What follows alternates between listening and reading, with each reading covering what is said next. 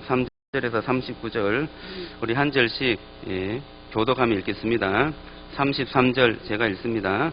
제6시가 되매 온 땅에 어두움이 임하여 제9시까지 계속하더니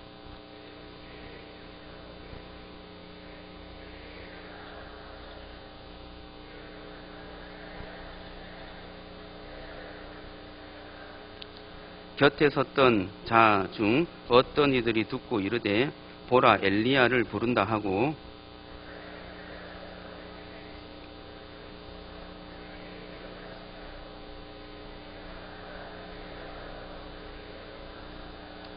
예수께서 큰 소리를 지르시고 숨지시니라.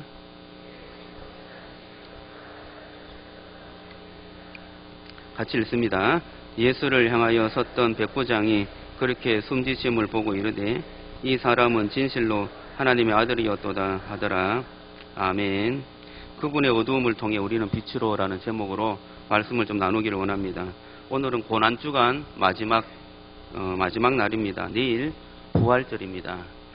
고난주간에 예수 그리스도께서 십자가에 죽으셨는데 그 죽으심, 그 십자가가 우리에게 어떤 의미인가 새겨보는 시간이 되었으면 좋겠습니다. 고난의 의미를 다시 한번 마음에 새기고 그 고난이 우리에게 어떤 능력과 어떤 의미로 우리를 변화시키고 우리에게 다가오는지 깊이 묵상하고 생각하고 또 돌아가는 그런 은혜의 시간이 되었으면 좋겠습니다. 33절에 보면 이런 말씀이 있습니다. 우리 읽었지만 같이 한번 읽어볼까요? 33절 자 시작. 제6시가 되매 온 땅에 어두움이 임하여 제9시까지 계속하더니 6시가 되면 온 땅에 뭐가 임했다고요? 어두움이 임했다. 그렇게 말합니다. 6시는 오후 12시예요. 정오입니다. 해가 한창 떠서 이 세상을 밝히는 그런 때입니다. 가장 밝고 가장 뜨거울 때 어두움이 임했다라고 말합니다. 이것은 초자연적인 어두움이라고 할 수 있습니다. 그럼 이 어두움은 무엇을 의미하는 걸까요? 대낮에 어두움이 임했습니다. 성경에서 대낮에 어두움이 임했을 때가 몇 번 나옵니다. 가장 중요한 때가 애굽에서 하나님께서 심판하실 때 어두움의 재앙을 주셨습니다. 하늘의 해를 가리고 애굽의 심판이 어두움의 심판이 임했던 것입니다. 그래서 이 어두움은 대낮에 나타난 이 어두움은 하나님의 심판을 가리킨다라고 말할 수가 있는 것입니다. 그래서 이 대낮에 어두움이 임하여서 심판이 임했는데 자 그렇다면 누구에게 이 심판이 임했을까요? 오늘 그 어두움에 반응하는 한 분이 계십니다. 그분은 십자가에서 이렇게 외쳤습니다. 나의 하나님 나의 하나님 어찌하여 나를 버리셨나이까. 예수님의 부르짖음이었습니다. 예수님이 십자가의 어두운 심판을 받고 버림을 받은 것입니다. 나의 하나님이라는 표현은 하나님과 가장 친근할 때 하나님께서 허용하는 표현이었습니다. 나는 너희 하나님이 되고 너희는 나의 백성이 되리라 라는 언약의 말씀처럼 너희의 하나님, 나의 하나님이란 가장 친근한 그런 어떤 표현을 할 때 사용하는 그런 표현인 것입니다. 예수님은 하나님과 가장 친근하였습니다. 태초에서부터 또 영원 전부터 가장 친근하게 교제하였던 정말 하나님과 본질이 같았던 그러한 분이 바로 예수님이었고 또 하나님과 깊은 공동체의 관계를 유지했던 분이 바로 하나님과 예수님과의 관계였습니다. 그런데 성부 하나님께 버림을 받은 것입니다. 예수님은 아마 그 충격이 엄청났을 것이라고 생각되어집니다. 여러분 배신당한 적이 있습니까? 여러분들은 버림받은 적이 있습니까? 버림이라는 것은 배신이라는 것은 어떤 모르는 사람에게 당하는 것이 아닙니다. 가장 친하고 신뢰했고 가장 믿었던 사람에게 당하는 것이 바로 배신이요 또 버림인 것입니다. 가장 사랑하는 사람에게 버림받고 배신받는 것은 우리에게 가장 큰 상처를 안기는 것입니다. 예수님은 그 가장 아픈 상처, 가장 사랑했던 사람에게 버림받았던 그 가장 아픈 상처를 가지고 어두움에 빠지게 된 것입니다. 예수님은 우리가 받아야 할 버림을 대신 받으신 것입니다. 우리에게 쏟아져야 될 그 심판을 예수님이 대신 받게 된 것입니다. 예수님에게 하나님의 심판인 어두움이 임한 것입니다. 요즘에는 어두움이 그리 많지 않습니다. 많은 사람들이 사는 곳에 다 전기가 들어와서 등이 있습니다. 그래서 인적이 드문 시골에도 칠흑 같은 어두움은 사실 없습니다. 완전한 그런 어두움이라기보다도 뭔가 불빛이 있어요. 뭔가 이렇게 보이는 그런 어떤 불빛이 보이는 것이 현재의 우리의 어떤 세상이라 생각되어집니다.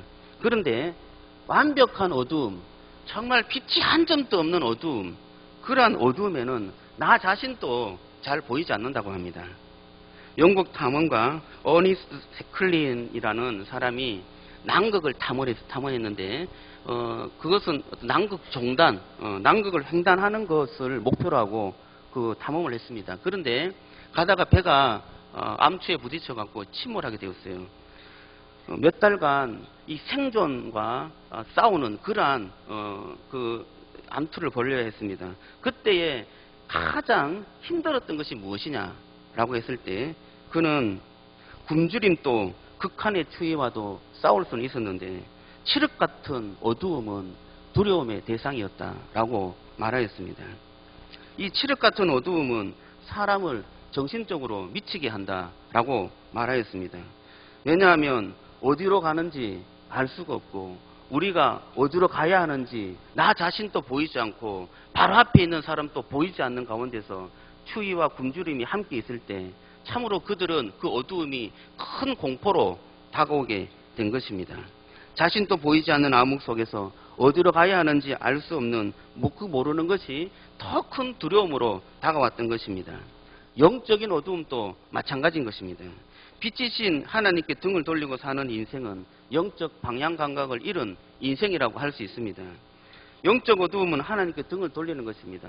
그런데 그 등을 돌린다는 것은 예배에 참석하지 않는다든지 아니면 하나님을 안 믿고 그냥 세상으로 나가버린다든지 물론 그것도 등을 돌리는 것입니다. 그러나 그것만 의미하는 것이 아닙니다. 하나님보다 직장, 인간관계, 가족과 같은 다른 것을 더 사랑하고 거기에서부터 행복을 찾고자 했을 때 하나님께 등을 돌리게 되는 것입니다. 돈이나 직업적 성공, 사랑 같은 것이 당장은 좋아 보이지만 우리의 영혼을 진정으로 갈망하는 것, 우리의 영혼이 진정으로 갈망하는 것을 찾는다면 여러분 그런 세상적인 세상에서 찾는 행복과 또 거기에서 만족하는 그 만족은 아무것도 아닌 줄로 믿습니다. 세상의 것은 스스로 빛을 내지 못합니다. 남의 칭찬과 같이 또 내가 어떤 일에 있어서 성과를 얻음으로 인해서 거기에서 얻는 자존감이 있어요. 거기에서 얻는 만족감이 있습니다. 그러나 그 만족감과 그 자존감은 언제 깨어질지 모르는 것입니다. 어둠 속에서 자존감을 찾을 수가 없는 것입니다. 어두움에서 고립되어 있는 우리 자신 속에서 우리를 찾을 때 우리는 거기에 분노만 또 교만함 또 신체 한탄함 같은 그러한 것이 우리를 짓누르게 되는 것입니다. 제 예를 좀 들어보겠습니다. 저는 좋은 목회자, 좋은 설교자이고 싶습니다. 그것을 잘할 때 자존감이 높아집니다. 그러나 목회자는 항상 비판에 노출되어 있어요. 그래서 비판을 받으면 낙심하게 됩니다. 가장 중요하게 여기는 설교에 대해서, 목회에 대해서 비판을 받으면 자존감이 땅에 떨어질 수밖에 없는 것입니다. 화도 나고 또 분노도 오르고 또 불필요한 죄책감에 시달리게 되는 것입니다. 그게 자주 반복되어지다 보면 우울해지고 좌절할 수밖에 없게 되는 것입니다. 이것은 내가 좋은 목회자, 좋은 설교자로서 더 큰 기대와 관심을 가지고 있기 때문입니다. 사실 목사는 목회를 하는 것이지만 사실 목회는 목사가 하는 것이 아닙니다. 목사는 은혜의 통로가 되어야 하는 것입니다. 목회는 우리 주님이 하시는 것인 줄로 믿습니다. 내가 하는 목회는 망해도 되는 거예요. 그러나 주님이 하시는 목회는 반드시 성공하는 줄로 믿습니다. 내가 하는 기도는 응답되어지지 않아도 사실 무방합니다. 그러나 내 속에 함께하는 그리스도께서 나와 함께하는 기도는 반드시 이루어지실 줄로 믿습니다. 내가 원하고 내가 바라는 것이 이루어져서 우리는 성공하기를 바랍니다. 그런데 성경은 성공하고도 죽은 사람이 있다라고 말합니다. 우리는 성공을 바라는데 성공하고도 죽습니다. 아람 사람 나만이라는 사람이 있는데 이 사람은 군대 장관이었습니다. 그 당시에 왕과 어떤 동등한 그만큼의 어떤 권력을 가진 그러한 사람이었습니다. 그런데 이 나만은 나병이 있었습니다. 나병이라는 것은 처음에는 이게 살이 좀 썩어지지만 결국에는 점점 죽어가는 병이었습니다. 모든 세상의 권력과 또한 성공을 가지고 있었던 그러한 인물이었지만 결국 그는 죽어가는 인생을 살았던 것입니다. 그런데 우리는 이렇게 생각합니다. 성공하고도 산 사람이 있지 않습니까? 저는 성공하고도 산 사람이 되고 싶어요 라고 말합니다. 그런데 그 산 사람은 성공해도 살지만 실패해도 살 줄로 믿습니다. 성공과 실패에 상관없이 주님 안에서 살기 때문에 성공이 그렇게 중요하지 않는 것입니다. 저와 여러분들이 진정하게 그리스도 안에서 살아있는 사람이 되기를 주님의 이름으로 축원합니다. 그럴 때 여러분들을 살려주시고 이 세상에서도 하나님께서 필요하시다면 성공케 하실 줄로 믿습니다. 부모님들은 아이들이 공부를 잘하기를 원합니다. 우리 학생들이 많은데 아이들이 공부를 잘하기를 원해요. 저도 공부 잘하기를 원해요. 우리 아이들이 정말 공부 잘하기를 원합니다. 그런데 공부로 인하여서 신앙을 팔아먹는다면 여러분 어떻게 해야 되겠습니까? 공부를 포기하라고 말하고 싶습니다. 그런데 신앙은 분명하게 우리가 포기했다고 생각했던 그 공부를 다시금 하게 하는 원동력이 될 줄로 믿습니다. 여러분들이 그분보다도 다른 것을 더 중요하게 여길 때 영적인 어두움이 찾아오는 것입니다. 삶의 방향을 잃어버리게 되는 것입니다. 본인은 방향이 맞다고 생각합니다. 내가 원하는 것을 얻기도 합니다. 그러나 그 안에 궁극적인 행복이 사라지는 것입니다. 하지만 우리에게 희망을 주는 메시지가 있습니다. 어두움을 끝내고 마지막 심판을 하게 하여서 이 공고함을 끝낸다라고 성경은 말하고 있는데 아모스 8장 9절에서 10절을 한번 찾아보기를 원합니다. 화면에 뜨니까요. 참고하시고 아모스 8장 9절에서 10절 같이 한번 읽어보겠습니다. 아모스 8장 9절에서 10절입니다. 우리 한번 찾아보겠습니다. 아모스 8장 9절에서 10절. 네, 같이 한번 읽어보겠습니다. 자, 시작. 주 여호와의 말씀이니라. 그 날에 내가 해를 대낮에 지게 하여 백주의 땅을 캄캄하게 하며 너희 절기를 애통으로 너희 모든 노래를 애곡으로 변하게 하며 모든 사람에게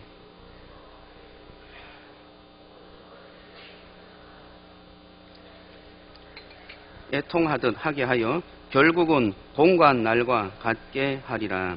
대낮에 해를 지게 하고 독자가 죽음으로 애통이 끝나게 한다라고 말하고 있습니다. 여러분, 대낮에 암흑이 찾아왔고 또 독자가 죽음으로 이 모든 세상의 애통이 끝나게 하신 분이 누굴까요? 오늘 본문에 나온 예수님인 줄로 믿습니다. 우리는 그분이 십자가에 달려 죽으시면서 어두움이 물러갔다고 믿습니다. 그분이 새로운 이 세상에 새로운 빛을 비추게 하신 것입니다. 어두움이 물러가고 새로운 빛을 보고 그 빛 가운데 나온 한 사람이 등장하고 있습니다. 그 사람이 바로 백부장이었습니다. 39절을 한번 읽어볼까요? 오늘 본문 39절. 자, 시작. 예수를 향하여 섰던 백부장이 그렇게 숨지심을 보고 이르되 이 사람은 진실로 하나님의 아들이었도다 하더라. 백부장이 고백합니다. 이 사람은 진실로 하나님의 아들이었다. 칠흑 같은 어두움에서 태양같이 밝은 한 빗줄기를 보았는데 그분이 바로 예수 그리스도였습니다. 영적인 어두움을 갈라놓는 그 고백, 그 고백이 바로 뭐예요?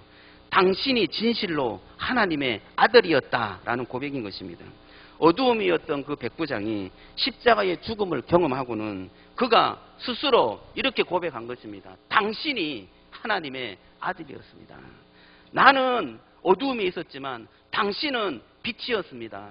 당신이 나의 주, 나의 하나님입니다. 라고 이 마가복음에서 한 번도 고백하지 않았던 그 고백을 이 백부장이 하게 한 것입니다. 마가복음의 시작은 이렇게 시작하였습니다. 예수 그리스도 그분이 복음의 시작이니라 라고 시작하였습니다. 그러나 예수 그리스도가 복음의 시작이고 하나님의 아들이라고 고백한 것은 이 백부장이 마지막으로 고백한 것입니다. 여러분, 우리가 고백할 고백이 있습니다.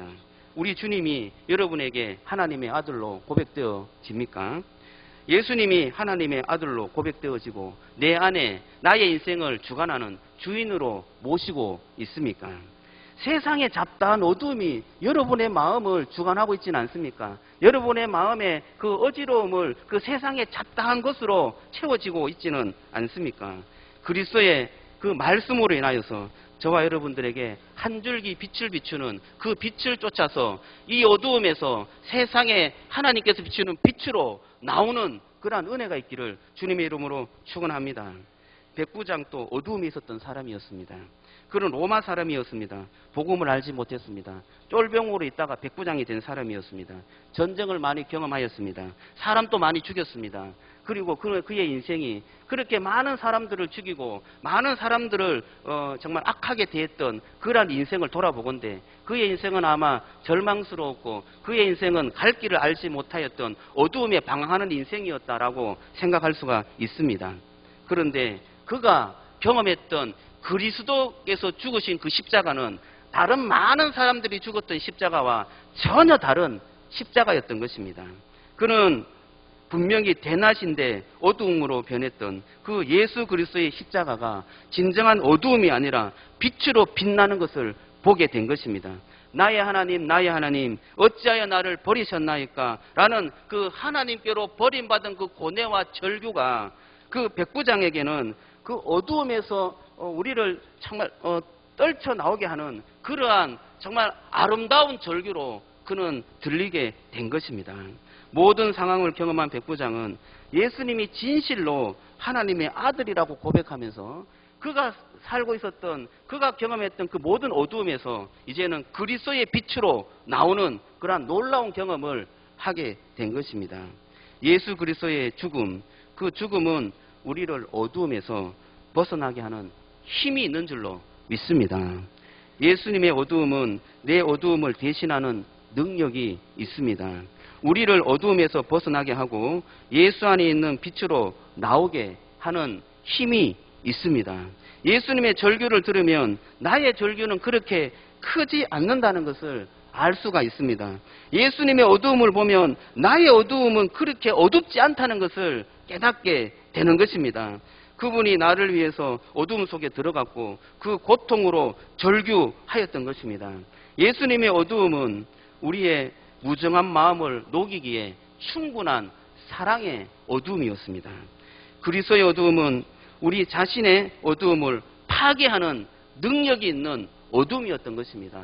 사랑하는 성도 여러분, 저와 여러분들이 이 세상의 유혹에 혹시 어두움에 빠져 있다면 그리스도의 십자가에서 우리에게 어두움에서 빛으로 인도하는 그 빛을 보기를 주님의 이름으로 축원합니다. 그분의 어두움으로 우리는 빛 가운데 나갈 수 있습니다. 여러분은 어두움에 있습니까? 무엇을 벗어버리고 싶습니까? 내 속에 있는 마음에 있는 우상을 깨트리고 싶습니까? 내 속에 있는 그 어두움으로 인한 그 우상을 주님 앞으로 내어놓고 주님 안에서 깨트리는 은혜가 있기를 주님의 이름으로 축원합니다. 그럴 때 여러분은 빛 가운데 나올 수 있고 그 십자가의 그 은혜가 여러분을 통치할 줄로 믿습니다. 이 시간 한번 기도하기를 원합니다.